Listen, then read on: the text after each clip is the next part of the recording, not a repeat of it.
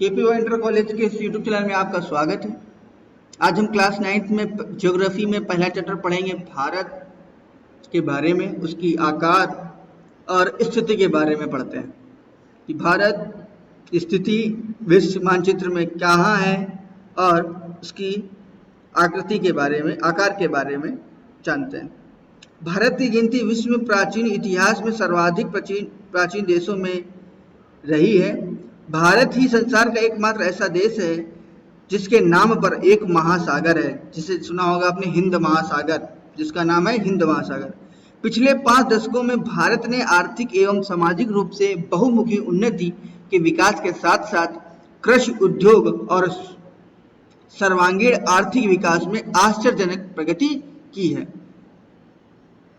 रोमानियों ने इसे इंडस नाम दिया है और भारत को इंडिया कहकर संबोधित किया जाता है। विश्व मानचित्र में भारत की स्थिति को देखते हैं। भारत पूर्णतः उत्तरी पूर्वी गोलार्ध में अवस्थित है। यह विश्व के सबसे बड़े महाद्वीप एशिया महाद्वीप के दक्षिण मध्य में हिमालय और हिंद महासागर के बीच में विस्तृत है। हिमालय भारत के साथ साथ पाकिस्तान, श्रीलंका, नेपाल, भूटान को भी शेष एशिया से अलग करके उन्हें एक अनूठी भौगोलिक विशिष्टता प्रदान करता है। अब विश्व के मानचित्र में जरा एक बार फिर से दोहरा देते हैं मानचित्र में महाद्वीपों के बारे में। ये आप देख रहे हैं एशिया, बड़ा सा क्षेत्र दिखाया जा रहा है एशिया, तो इसे एशिया कहते हैं और एशिया है ये, और ये यूरोप है और ये भारत है, अपना भारत को देख रहे हैं आप, और ये उत्तरी अमेरिका और ये दक्षिण अमेरिका, और यहीं पर भारत के नीचे क्या है, हिंद महासागर स्थित है। और भारत के उत्तर की ओर कौन सा क्या स्थित है, हिमालय पर्वत स्थित है। ठीक है, अब इसी के अगर आप उत्तर की ओर और चले जाएंगे तो यहाँ पर चीन स्थित है, और ये आप सबसे छोटा महाद्वीप देख रहे हैं, इसे ऑस्ट्रेलिया महाद्वीप कहते हैं। चलिए अब बात करते हैं इसके अक्षांशीय और देशांतरीय विस्तार के भारत में। आपको पता है कि भारत के दक्षिण में एक महासागर स्थित है जिसका नाम है हिंद महासागर, एवं भारत का क्षेत्रफल 32,87,263 वर्ग किलोमीटर है। भारत 8 डिग्री 4 मिनट से लेकर के 37 डिग्री 6 मिनट उत्तरी अक्षांशों में स्थित है, और इसका देशांतरीय विस्तार कितना है, 68.7 minute 68 degree 7 minute 97 degree 25 minute पूर्वी देशांतर के मध्य स्थित है। निकोबार द्वीप समूह में इसका दो दक्षिणतम बिंदु जिसे कहते हैं इंदिरा पॉइंट स्थित है, जिसे पहले पिग्मोलियन पॉइंट कहा जाता था, जो 6 डिग्री 45 मिनट उत्तरी अक्षांश पर स्थित है। इंदिरा पॉइंट में भारत की दक्षिणी सीमा निर्धारित होती है। अब बात करते हैं कर्क रेखा। भारत से कर्क रेखा गुजरती है। अगर बात करें कर्क रेखा का जो डिग्री है वो कितनी होती है, 23.5 डिग्री। कर्क रेखा उत्तर की ओर जो रेखा 23.5 डिग्री होती है उत्तर की ओर, उसे हम कर्क रेखा कहते हैं, और हमारे देशों के कई राज्यों से होकर गुजरती है। अब क्वेश्चन ये बनता है कि भारत के कितने राज्यों से होकर के कर्क रेखा गुजरती है, तो उसमें से आप पढ़ते हैं भारत के 8 राज्यों से होकर गुजरती है कर्क रेखा।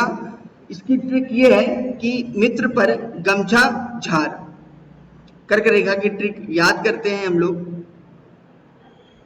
अब बात करें कि इसके जो पूर्वी भाग, जिसे आपको पता चल गया कि जो दक्षिणतम भाग है उसे इंदिरा पॉइंट कहते हैं। अब जो उत्तरतम भाग है उसे क्या कहते हैं, चलिए जब बात करते हैं। हमारे देश में लगभग जो कर्क रेखा है मध्य से होकर गुजरती है, और भारत का अक्षांशीय विस्तार लगभग 30 डिग्री है। ठीक, बात करते हैं मुख्य स्थल पर कन्याकुमारी भारत का दक्षिणतम बिंदु है। जब मुख्य जो स्थलीय सीमा है भारत की वो क्या है, उसके दक्षिणतम बिंदु है वो कौन सा है, कन्याकुमारी है। और जो सबसे ऊपरी भाग उत्तर की ओर जब जाते हैं तो आपको इंदिरा कॉल मिलता है। 26 दिसंबर 2004 में सुनामी के कारण भारत का दक्षिणतम बिंदु इंदिरा पॉइंट जल समाधि में चला गया, अर्थात वो जल विलीन हो गया। कन्याकुमारी से भारत की लंबाई 3214 किलोमीटर है, और जो आपका पश्चिम में कच्छ के रण से पूर्व में अरुणाचल प्रदेश, कच्छ भाई पश्चिम में क्या स्थित है, कच्छ के रण से लेकर के जो पूर्व में अरुणाचल प्रदेश स्थित है, वह पूर्व से पश्चिम तक की जो सीमा है वो कितनी है, उसकी लंबाई 2933 किलोमीटर है। भारत का पश्चिमी सिरा गुजरात के भुज जिले से कच्छ रण का क्षेत्र है, जबकि सुदूर पूर्वी सिरा अरुणाचल में स्थित लोहित जिला है। भारत का सीमांत क्षेत्र आगे समुद्र से 12 समुद्री मील अर्थात लगभग 21.9 किलोमीटर तक फैला है। अब आकार की बात करते हैं भारत के। जो भारत का आकार है चतुष्कोणीय आकार है, और इसे भारत को एक प्रायद्वीपी देश भी कहा जाता है। प्रायद्वीपी देश भारत को इसलिए कहा जाता है क्योंकि वह तीनों ओर से जल से घिरा हुआ है, क्योंकि पश्चिम में आप देखेंगे अरब सागर है, और दक्षिण में हिंद महासागर है, और पूर्व में आपकी बंगाल की खाड़ी है। तो भारत का जो कुल क्षेत्रफल है, जैसे बताया गया, 32,87,263 किलोमीटर या कहें 32.8 लाख वर्ग किलोमीटर है, जो विश्व के कुल क्षेत्रफल के 2.4% भाग के बराबर है।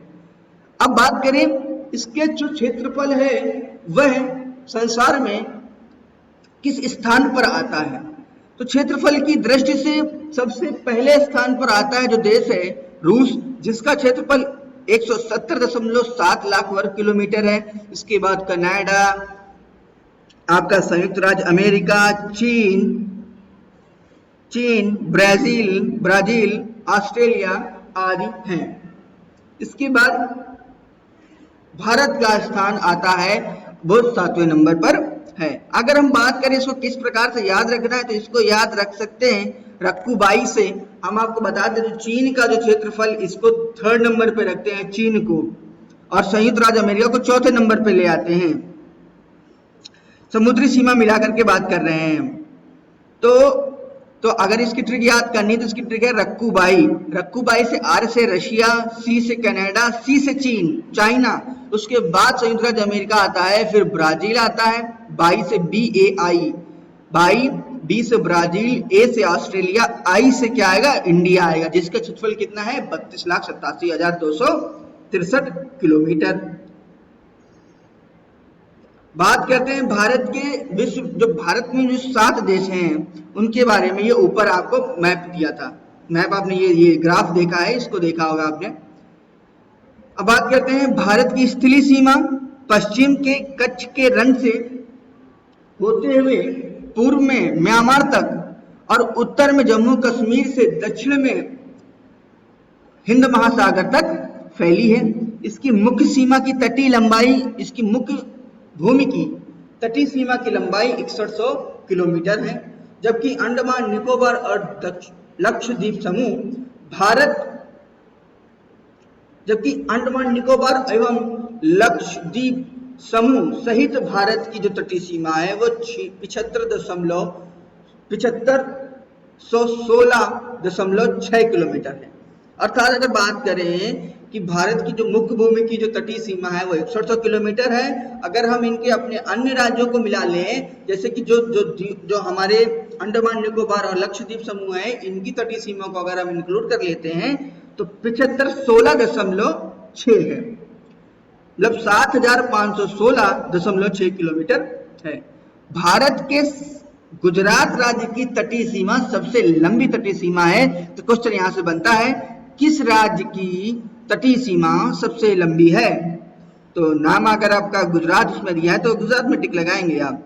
भारत उत्तर पश्चिम, उत्तर एवं उत्तर पूर्व सीमा पर नवीन जो वलित पर्वतों से घिरा हुआ है। दक्षिण का भूभाग उत्तर में चौड़ा एवं 22 डिग्री उत्तरी अक्षांश से दक्षिण महासागर की ओर सकरा है। इसके पश्चिम में अरब सागर और पूर्व में क्या है, बंगाल की खाड़ी है।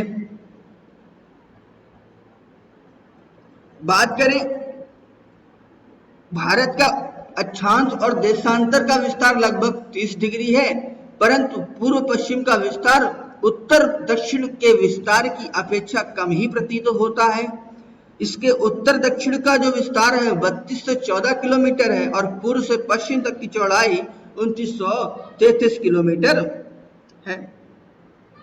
अब बात करते हैं भारतीय मानक समय की बात करते हैं।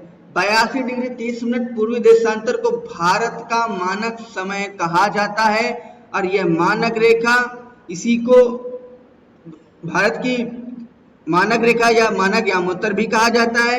यह मानक यामोत्तर उत्तर प्रदेश के इलाहाबाद के पास मिर्जापुर होकर गुजरती, मिर्जापुर से होकर गुजरती है।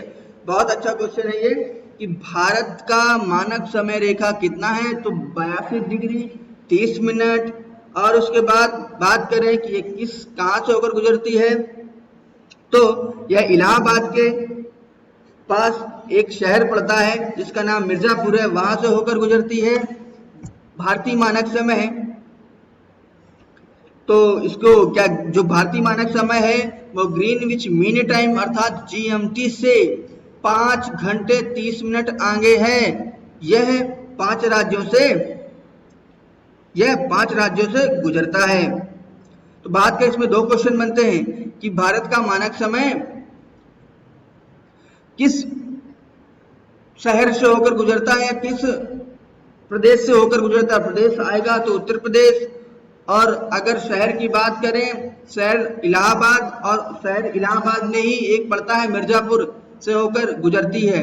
अगर बात करें कि भारत का मानक समय जीएमटी से अर्थात ग्रीनविच मीन टाइम से कितना आगे है, तो आप बात करेंगे आप कहेंगे 5 घंटे 30 मिनट आगे है। अब गुजरात से अरुणाचल प्रदेश के समय में 2 घंटे का अंतर पाया जाता है। अर्थात अगर बात करें कि सबसे पहले सूर्य, आपको पता होना चाहिए जो सूर्य है वो कहाँ से उगता है, पूर्व से उगता है, ईस्ट से उगता है। तो सबसे पहले अगर बात करें तो सूर्य सबसे पहले कहाँ देखा जाएगा, सूर्य सबसे पहले अरुणाचल प्रदेश वाले देख पाएंगे। तो सबसे लास्ट में सूर्य कौन देख पाएगा, गुजरात वाले देख पाएंगे, क्योंकि इन दोनों के बीच में अंतर कितने का होता है, 2 घंटे का अंतर होता है। अब आपको पता होना चाहिए 2 देशांतर रेखाओं के बीच में 4 मिनट का अंतर होता है। अब बात करें भारत की भौगोलिक स्थिति का महत्व।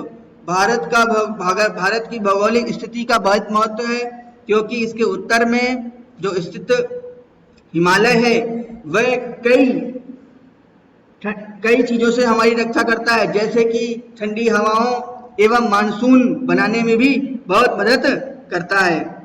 और दक्षिण में जैसे हिंद महासागर है, हिंद महासागर से हमारे कई व्यापार होते हैं, जैसे अफ्रीका, यूरोप, पश्चिम एशिया, इन सब से क्या होता है। और पश्चिम में अरब सागर है, उससे भी व्यापार होता है। तो इससे भारत की स्थिति एवं आर्थिक व्यापार में मदद मिलती है। अब बात करते हैं भारत के पड़ोसी देश। भारत के 6 पड़ोसी देश हैं, जिसमें से पाकिस्तान, नेपाल, भूटान, बांग्लादेश, मालदीव और श्रीलंका हैं। इन्होंने मिलकर एक सार्क का निर्माण किया गया, संगठन का निर्माण किया गया, जिसे कहते हैं दक्षिण एशिया क्षेत्रीय सहयोग संगठन। इस संगठन का जो निर्माण है वो 8 दिसंबर 1985 को हुआ था। अब बात करते हैं भारत के अंतर्राष्ट्रीय सीमा वाले देश। भारत के अंतर्राष्ट्रीय सीमा वाले देश 7 हैं, इनके बारे में बात करते हैं। इसकी अगर ट्रिक याद करें तो इसकी ट्रिक याद कराते हैं BAPBNCM, बाप बन सीएम, इस तरह से याद करवाते हैं। तो आप इसमें पड़ोसी देशों के बारे में, जैसे बांग्लादेश, चीन, नेपाल, पाकिस्तान, भूटान, म्यांमार और अफगानिस्तान। अब बात करें कि बांग्लादेश की जो सीमावर्ती राज्यों की संख्या है वह 5 है, और इन 5 राज्यों के नाम निम्नवत दिए गए हैं: पश्चिम बंगाल, असम, मेघालय, त्रिपुरा और मिजोरम। मेन बात यह है, बांग्लादेश की जो सीमा रेखा है, ये क्वेश्चन बहुत पूछा जाता है, बांग्लादेश की सीमा रेखा का नाम बताइए, या भूटान की सीमा रेखा का नाम बताइए, या अफगानिस्तान की सीमा रेखा का नाम बताइए, ये क्वेश्चन बहुत आता है। तो ये देखते हैं, जो बांग्लादेश की जो सीमा रेखा है भारत से, उसका नाम है रेडक्लिफ, और जो चीन की सीमा रेखा है उसका नाम है मैकमोहन, और नेपाल की सीमा रेखा है उसका नाम भी मैकमोहन है। पाकिस्तान की जो सीमा रेखा है उसे रेड क्लिफ कहते हैं, और भूटान की और म्यांमार की सेम है, मतलब रेड क्लिफ ही है, और अफगानिस्तान की सीमा रेखा का नाम डूरंड रेखा है। तो इन क्वेश्चनों को आप अगले चैप्टर में देखेंगे, इनसे ही संबंधित कुछ क्वेश्चन आपको कराए जाएंगे। तो ये चैप्टर पूरा हो गया है, इसे आप पढ़ें और इसे विधिवत याद भी करते चलें। धन्यवाद।